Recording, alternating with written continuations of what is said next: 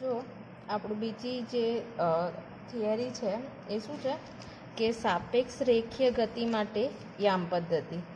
તો આપણે આના પહેલાં પણ ઇન્ટ્રોડક્શન પાર્ટમાં પણ જોયું છે કે ગતિ માટે આપણે રેફરન્સ ફ્રેમ બહુ ઇમ્પોર્ટન્ટ છે, અથવા ગતિનો અભ્યાસ કરવા માટે સંદર્ભ ભૂમિકા વગર ગતિનો અભ્યાસ કરવો શક્ય નથી.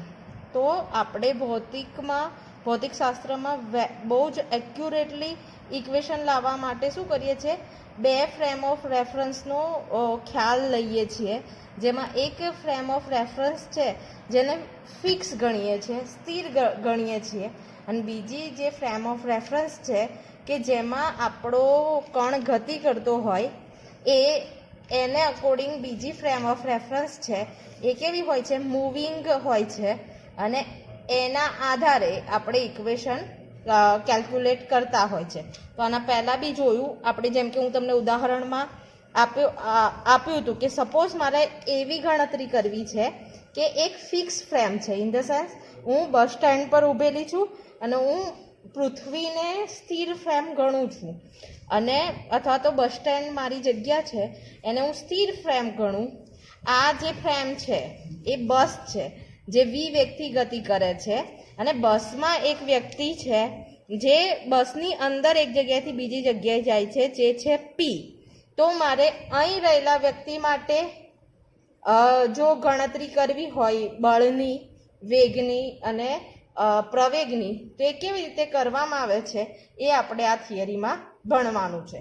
તો મોસ્ટલી દરેક ગતિના અભ્યાસ માટે આપણે શું કરીશું ભાઈ કે બે ફ્રેમો લેવામાં આવે છે. એક સ્થિર ફ્રેમ જેમાં આપણે મેઇન ઓબ્ઝર્વર હોય એ ઊભો હોય છે, અને બીજી કે જે ફ્રેમમાં ગતિ કરતું હોય પદાર્થ એ મૂવિંગ ફ્રેમ, અને એને અકોર્ડિંગ જે તે પદાર્થનો વેગ કેટલો છે એ ગણવામાં આવે છે. તો અહીં હું ફરીથી આપણે અહીં આકૃતિ દોરીને સમજીએ તો શું કહે છે કે અહીં આપણી પાસે ધારો કે એક ફ્રેમ છે જે સ્થિર છે. તો અહીં તમારે લખવાનું કે આકૃતિમાં દર્શાવ્યા પ્રમાણે O' ઉગમ બિંદુ ધરાવતી, જેના યામ છે અહીં બતાવ્યું છે X', Y' અને Z', એવી સ્થિર ફ્રેમ છે અથવા ફિક્સ ફ્રેમ છે. તો આને કહેવાય સ્થિર નિર્દેશ ફ્રેમ.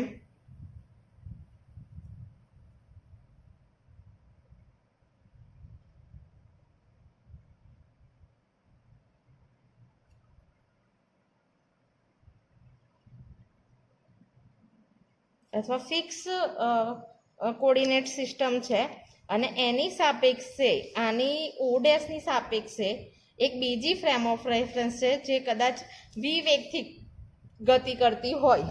તો અહીં આપણે બીજી ફ્રેમ ઓફ રેફરન્સ ડ્રો કરીએ.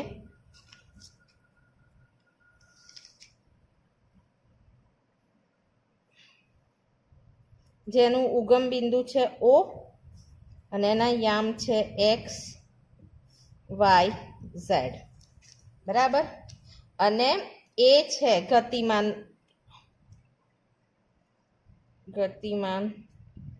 નિર્દેશ કેમ જોઈ લેજો, નિર્દેશ ફ્રેમ મૂવિંગ કોર્ડિનેટ સિસ્ટમ છે, અને આમાં એક પી કણ છે એ ગતિ કરે છે, અને એનો આપણે છે ને અભ્યાસ કરવો છે. આમ થોડું આમ તેમ ડ્રો કરવાનું, આની લાઈનમાં નહીં કરવાનું, કેમ કે આપણને આકૃતિ દોરતા થોડી ઇઝી પડે એટલે. તો હું છે ને અહીં ડ્રો કરું છું પી, બરાબર. તો જો હવે કે O' સાપેક્ષે કોઈ ટાઈમ ટી છે, તો O' થી ઓનું અંતર ધારો કે આ ફ્રેમ છે એટલે એનું અંતર ધારો કે R જેટલું છે, કેપિટલ R, કેમ કે અહીં ફ્રેમોની જ વાત છે એટલે. અને અહીં XYZ છે, અહીં ડેશ નથી, તો આપણા ઓની સાપેક્ષે પીનો સ્થાન સદિશ છે ને એ ધારો કે R જેટલો છે. અહીં X', Y', Z' છે, માટે O' ની સાપેક્ષે પીનો સ્થાન સદિશ ધારો કે R' છે, એક્સ વાય ઝેડ હોય તો આર હોય, તો x dash y dash z dash હોય તો એ કેવો હોય? Small R. જોયું, પીને મેં થોડું અહીંથી શિફ્ટ કર્યું તો આવું ત્રિકોણ, હજુ થોડું કરશો તો વ્યવસ્થિત ત્રિકોણ ડ્રો કરશે, પણ જો અહીં ડ્રો કરીશું તો એક જ લાઈનમાં આવી જશે તો મજા નહીં આવે. તો આનું અંતર છે ને એ આર ડેશ છે. તો અહીં આકૃતિ પરથી શું ખબર પડે કે આપણો આ આર ડેશ છે એ કેટલો હશે? આ બાજુ વત્તા આ બાજુના સરવાળા જેટલો હશે. આ કેપિટલ આર છે, તો અહીં શું લખી શકું? આર ડેશ બરાબર ત્રિકોણના નિયમ પ્રમાણે અહીં આર પ્લસ કેપિટલ આર. તો આકૃતિ પરથી શું ખબર પડી? તો લખવાનું કે આકૃતિમાં દર્શાવ્યા પ્રમાણે ઓ ડેશ ઉગમ બિંદુ ધરાવતી, જેના યામ છે x dash y dash z dash, એ સ્થિર નિર્દેશ ફ્રેમ છે. જ્યારે ઓ ડેશ કોઈ ટી સમયનું ધ્યાન કેમ રાખવાનું છે? આ ગતિ કરતી છે તો દરેક વખત એનો આર સ્થાન સદિશ હોય નહીં, એટલે આ શબ્દ લગાવવો બહુ ઇમ્પોર્ટન્ટ છે. તો ટી સમયે અથવા કોઈ ચોક્કસ સમયે ઓ ડેશની સાપેક્ષે ઓનો સ્થાન સદિશ આર છે, કેપિટલ આર છે. જ્યારે ઓ ડેશ છે એ ગતિમાન નિર્દેશ ફ્રેમ છે, જેના યામ છે એક્સ વાય ઝેડ, અને ઓની સાપેક્ષે ગતિમાન બિંદુ પી છે એનો ચોક્કસ સમયે સ્થાન સદિશ આર જેટલો છે. જ્યારે ઓ ડેશની સાપેક્ષે પીનો સ્થાન સદિશ કેટલો છે? આર ડેશ જેટલો છે. બરાબર, આવું લખી કાઢવાનું. તો આના પરથી શું ખબર પડી કે આકૃતિ પરથી આ સદિશોના સરવાળા કરીએ તો આ એક ત્રિકોણ, આ ત્રિકોણ અને બે ત્રિકોણોની શું કહેવાય? પૂછ અને અગ્ર જ્યાં મળે ત્યાં સરવાળો થતો હોય. તો અહીં આપણને આના પરથી શું ખબર પડી કે આ બાજુ ઓ ડેશની સાપેક્ષે પીનો સ્થાન સદિશ એ કેટલો છે? R dash. તે આર ડેશ કેટલો હોય છે? તે હોય છે આર, એટલે કંઈ લખ્યું છે small R plus capital R. આ બંનેના આનો સરવાળો નાનો સરવાળો બરાબર આ ટોટલ હશે. તો હવે જુઓ, જો હું સમીકરણ, એટલી ઇઝી થિયરી છે, આ સમીકરણનું હું છે ને ટીની સાપેક્ષે વિકલન કરું તો મને શું આપશે? વેગ મળશે. અલ્ટિમેટ મારે બળ શોધવું છે, તો બળ શોધવા માટે શું જોઈએ ભાઈ? બળ શોધવું હોય તો એફ બરાબર એમ એ, એટલે પ્રવેગ જોઈએ, અને પ્રવેગ માટે શું જોઈએ? વેગ જોઈએ. વેગ માટે શું જોઈએ? અંતર. એટલે અંતરનું સમય સાથે વિકલન એટલે શું આપશે મને? વેગ. અને વેગનું સમય સાથે વિકલન એટલે પ્રવેગ, અને પછી એમ વડે ગુણી કાઢીશું એટલે મને શું મળશે? બળ મળશે. તો બસ આપણે આ જ કરવાનું છે. તો હું ફરી શું કરું? સમીકરણ 1નું સમય સાથે વિકલન કરતા, તો આનું સમય સાથે વિકલન કરું તો શું થઈ જાય? dr ડેશ બાય dt બરાબર અહીં પણ ટી સાથે એટલે dr by dt plus D capital R by dt. તો છે ને એકવાર વિકલન થાય ને તો આને આવું પણ લખાય. મેથ્સ વાળાને ખબર હશે, જેમ કે હું કહું dx બાય dt, એકવાર વિકલન થયું ને તો આને હું લખી શકું એક્સ ડોટ. એક ડોટ ઇન ધ સેન્સ જે તે ચલ સાથે એનું એકવાર વિકલન થયું.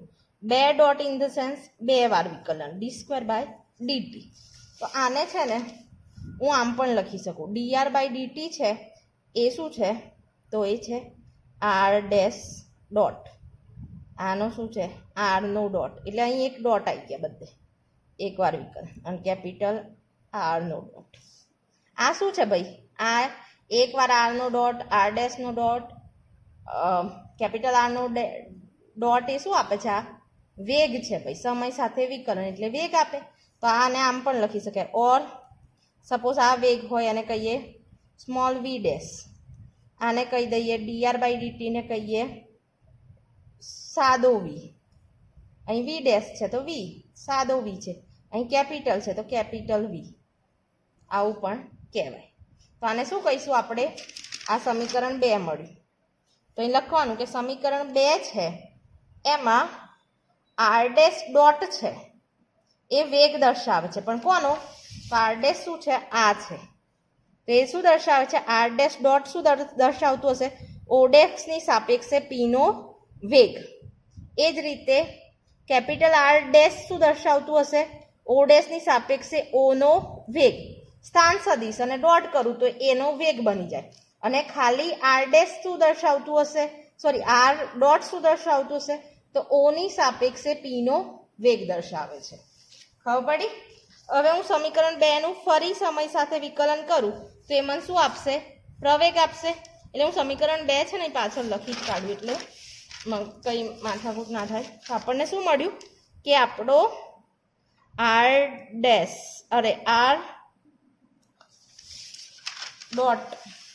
આર ડેશ ડોટ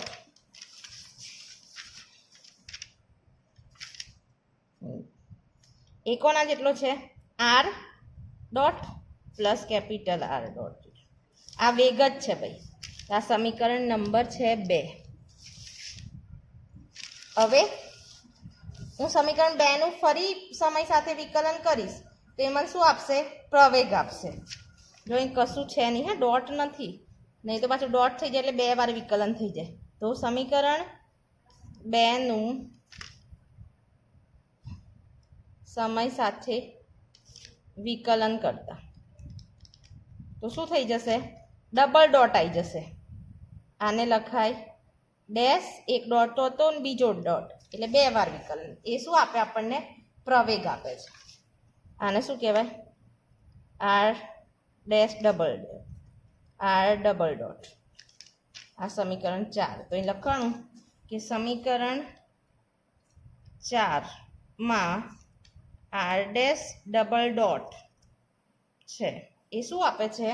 તો એ આપે છે અહીં કે આર ડેશ ડબલ ડોટ, અહીં જુઓ, આર ડેશ ડબલ ડોટ એ શું આપે છે? તો સ્થિર નિર્દેશ ફ્રેમના ઉગમ બિંદુ ઓ ડેશની સાપેક્ષે પીનો પ્રવેગ આપે છે. 2 વાર વિકલન છે. તો એ લખી કાઢવાનું કે આર ડબલ ડેશ એ સ્થિર ફ્રેમની સાપેક્ષે પીનો પ્રવેગ દર્શાવે છે, જ્યારે આર ખાલી આર ડેશ એ શું દર્શાવે છે? Moving frame. પેલી ઓ ડેશ છે ને, ઓ, એટલે અહીં લખવાનું મૂવિંગ ફ્રેમ એટલે ગતિમાન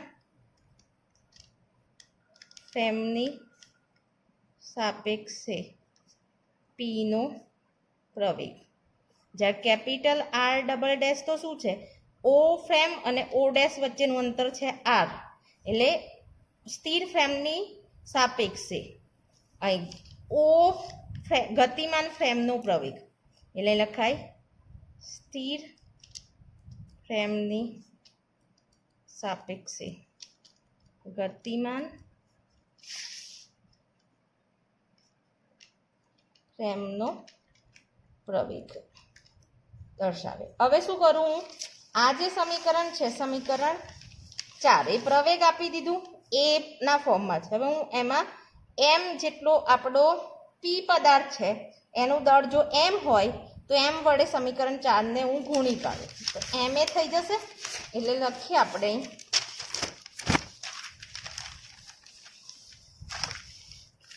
કે સમીકરણ 4 ને પીનો દળ એમ વડે ગુણતા આપણને શું મળશે? M R dash double dot બરાબર M R double dot M capital R double dot. આ સમીકરણ આવ્યું 5મું. બરાબર. તો આ તો બળ આપે એમ એ એટલે આપણને આ શું આપે છે? બળ આપે છે. તો શેનું બળ આપે છે? તો આ જે બળ છે એમ આર ડેશ શું છે? જુઓ, આપણે આકૃતિ બાજુમાં લઈ રાખીએ એટલે આપણને યાદ આવે. આર ડેશ શું છે? એ તો પીનો આવ્યો તો શું કહેવાય? ઓ ડેશની સાપેક્ષે પી પર લાગતું બળ. બરાબર. એ બળ છે ને એ ટોટલ બળ છે આ. અને આ છે આરની સાપેક્ષે હોય એમ આર ડબલ ડેશ એ શું થાય? ઓ થી પી ને પ્રત્યે લાગતું બળ. હવે જો એક વસ્તુ યાદ રાખો કે જો હું બસ મારી ગતિ, આ બસ છે, ચલો બસ ગતિ કરે છે, એમાં હું બોલ ફેંકું છું, આ પી છે મારો બોલ છે, તો મારે બળ અહીં જે લગાવવું પડે, અહીં જે બળ લગાવવું પડશે એ મારે એ બળ કેવું હશે? સાચું બળ હશે. એ કયું બળ હશે ભાઈ? ઓની સાપેક્ષે લાગતું બળ હશે. કેમ કે અહીં ભલે મને ગતિ એની આપણે જેટલું ગતિ કરાવી દડાની એનથી ઓડેસથી જોઈશું ને તો એ ગતિ કેવી લેવા લાગશે? વધારે. પણ સાચી બોલની ગતિ કઈ હશે? જે મેં બોલમાં અહીંથી દેખીને જોઉં છું એ. જેમ કે અહીં હું બેઠી, અહીં ચલો ઓડેસ પર જ હું છું અને અહીંથી હું દડાને આમ ફેંકું છું, તો મારે જોર કેટલું? મારે અહીં પી પોઈન્ટ પર દડો ફેંકવો છે, તો હું જોર કેટલું આપીશ ભાઈ? અહીંની સાપેક્ષે જે આપવું પડે એ. તો મેઇન જે બળ છે એ તો એ કણ જે ફ્રેમમાં રહેલો છે એ ફ્રેમને અકોર્ડિંગ જ બળ લાગવું જોઈએ. તો આ આરની સાપેક્ષે જે બળ લાગે ને એને ઇફેક્ટિવ ફોર્સ કહેવાય. જ્યારે આ જે બળ છે ને, આ બળ એ કેવું છે? આભાસી બળ છે. કેમ આભાસી છે? કેમ કે અહીં જે બળ છે અથવા અહીં જે વેગ છે કણ પીનો, એ એક તો આનો જે ચોક્કસ અહીં બસમાં ગતિ કરે છે એ વેગ અને પ્લસ આ ફ્રેમ ગતિ કરે છે એ વેગ, એ બંને વેગ ઉમેરાઈ ગયા છે. પણ સાચો પીનો વેગ તો કયો છે? ઓની સાપેક્ષે છે એ. ખબર પડી ને? માટે બળ પણ સાચું ઇફેક્ટિવ ફોર્સ કયું?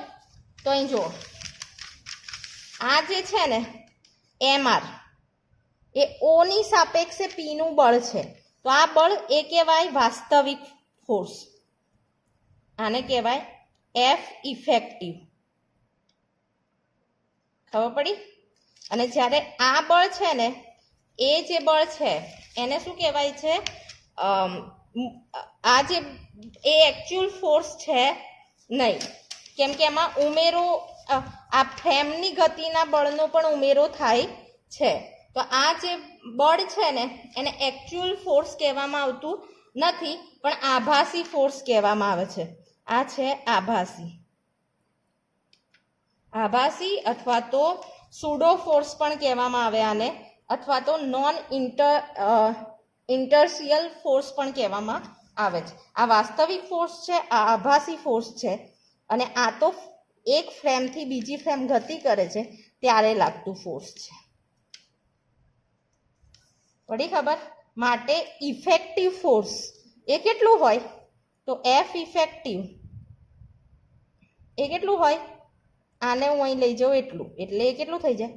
એ આને વાસ્તવિક પણ કહેવાય. તો એફ વાસ્તવિક બળ એ કેટલું હોય?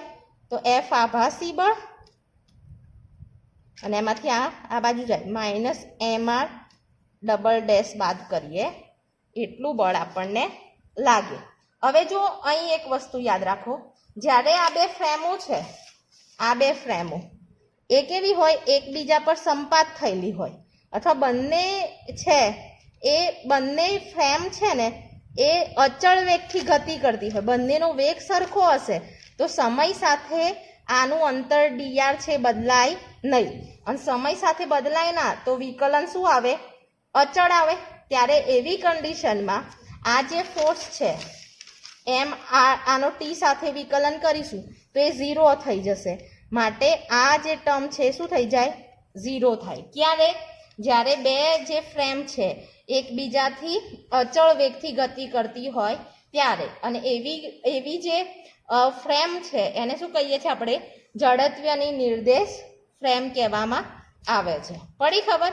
તો ખાલી ભાઈ આ આખું જે સમીકરણ આપણે લખ્યું એમાં નોર્મલી બે જ વસ્તુ છે વાત. તમે જો બસનું કેવું ઉદાહરણ લઈ લો ધ્યાનથી તો તમને આવડી જાય. તો શું છે ભાઈ, એકવાર જુઓ, 3 જ સ્ટેપની થિયરી છે કે અહીં ઓ ડેશની સાપેક્ષે ગતિ કરે છે એટલે એનું અંતર આર છે. ઓની સાપેક્ષે પી ગતિ કરે છે એટલે એનું અંતર આર છે. પણ એનો મતલબ ઓ ડેશથી કોઈ જોતું હોય ડાયરેક્ટ પીની ગતિ તો એ કેટલી થશે? ઓ ડેશથી પીનું અંતર એ કેટલી થશે આર ડેશ જેટલી, અને એ આર ડેશ કેટલું હશે આ બંનેના સરવાળા જેટલું. માટે અહીં શું લખી શકીએ આપણે, આવું લખી શકીએ કે આર ડેશ છે એ કેટલું હશે આપણું small R plus capital R. હવે આનું એકવાર વિકલન કરું એટલે થઈ જાય આર ડેશ ડોટ, એટલે આ વેગ મને આપે છે આર ડોટ, અને અહીં પણ ડોટ, તો આ વેગ છે. હવે હું ફરી વિકલન કરું આનું તો આ થઈ જાય આર ડેશ ડબલ ડોટ, આ પ્રવેગ આપે R R double dot capital R double dot, આ પ્રવેગ આપે. હવે હું એમ વડે ગુણી કાઢું તો એ શું આપશે બળ આપશે. તો આ જે બળ છે એ વાસ્તવિક બળ છે નહીં, પી પર લાગતું વાસ્તવિક બળ નથી, કેમ કે આ બળમાં છે ને એક તો પી કણ પર લાગતું બળ છે, પ્લસ એક ફ્રેમની ગતિના કારણે બીજી ફ્રેમ પર લાગતું બળ એ પણ ઉમેરાઈ ગયેલું છે. એટલે પી પર લાગતું ચોક્કસ બળ છે ને એ આપણને આ આપે છે એફ આર ડેશ. કેમ કે પી છે એ ખરેખર ગતિ કોની સાપેક્ષે કરે છે ઓની સાપેક્ષે કરે છે. માટે આ જે ફોર્સ છે ને એને એફ ઇફેક્ટિવ કહેવાય અથવા તો વાસ્તવિક કહેવાય. ખબર પડી? અને આ છે એફ આભાસી બળ. પછી આટલું આવી જાય પછી તમારે લખાડવાનું કે અહીં જો આપણી આ બે ફ્રેમ ઓ ઓ ડેશ એ અચળ વેગી ગતિ કરતી હોય તો એનો સમય સાથે આરનું વિકલન એ કેવું આવે 0 આવે, અને તેથી આ ટર્મ 0 આવે તો એવા કન્ડિશનમાં એફ આભાસી અને એફ વાસ્તવિક કેવા થઈ જાય સરખા થઈ જાય. બસ, તો આ આખી થિયરી આ છે. બુકમાં એકદમ વ્યવસ્થિત આપી છે એટલે મેં અહીં લખી નથી, પણ છતાં પણ એકવાર જોઈ લો. જો અહીં આ જે લખેલું છે એ પહેલાં આકૃતિ ડ્રો કરવાની, ઓ ડેશ એક્સ ડેશ બતાવ્યા નથી એ દોરી દેવાના. પછી અહીં જે લખેલું છે એ તો એકદમ એક્ઝેક્ટલી સાચું છે એવું જ લખવાનું. આ બી બરાબર છે, મેં આ જે લખ્યું છે એ બરાબર છે, મેં ખાલી અહીં તમને સમજાવવા માટે બતાવ્યું છે કે જ્યારે હું ટી સાથે આર ડેશ ડીટી આનું સમય સાથે વિકલન કર્યું તો એને ડોટ વડે પણ દર્શાવાય, અને એ ખરેખર શું દર્શાવે છે એ ખરેખર શું દર્શાવે છે વેગ દર્શાવે છે. એ જ રીતે જો હું ડબલ ડોટ કરું તો એ શું દર્શાવે છે પ્રવેગ દર્શાવે છે. અહીં એમ સાથે કર્યું તો અહીં શું આવ્યું એફ ઇફેક્ટિવ એ કેટલું આવ્યું F minus M R double dash. અહીં એ જ તમને કીધેલું છે કે જ્યારે અચળ વેગથી ગતિ કરતી હોય બે ફ્રેમ ઓફ રેફરન્સ તો એનો આરનો ડબલ ડોટ એ જો બેનો વેગ અચળ હોય તો પ્રવેગ તો શું થઈ જાય શૂન્ય થઈ જાય, તો આ શૂન્ય થઈ જશે. એવી કન્ડિશનમાં એફ વાસ્તવિક અને એફ કાલ્પનિક બંને કેવા થઈ જશે સરખા થઈ જશે. અહીં એ જ લખેલું છે. પછી આ જેટલું આટલું ફકરો છે ને આ ક્રોસથી આ ક્રોસ એ ખાલી સંદર્ભ ફ્રેમની વ્યાખ્યા અને પહેલાં ભણી ગયા એનું સમજૂતી છે, એ તમારે એક્ઝામમાં પૂછાય તો લખવાની નથી. ખાલી આ નીચેનો ફકરો એકવાર લખી કાઢજો જે મેં હમણાં તમને સમજાવી દીધો છે કે અહીં આકૃતિમાં અહીં જે આપણું ઇક્વેશન છે આ લાસ્ટ ઇક્વેશન એમાં એફ આભાસી છે એફ વાસ્તવિક છે અને આ શું છે એની માહિતી આપેલી છે. તો આ જે થિયરી છે તમારી બુકમાં આજે લખવાની, એક્ઝામમાં પૂછાય છે ઘણીવાર ને કઈ 3 જ સ્ટેપની થિયરી છે. એટલે આ પહેલાં આકૃતિ ડ્રો કરો, પછી આ લખો, આકૃતિ પરથી આવે છે એટલે, અને પછી આ બધું લખી કાઢજો આખું, અને ખાલી અહીંથી અહીં આ લખવાનું નથી અને આ છેલ્લો ફકરો લખવાનો છે.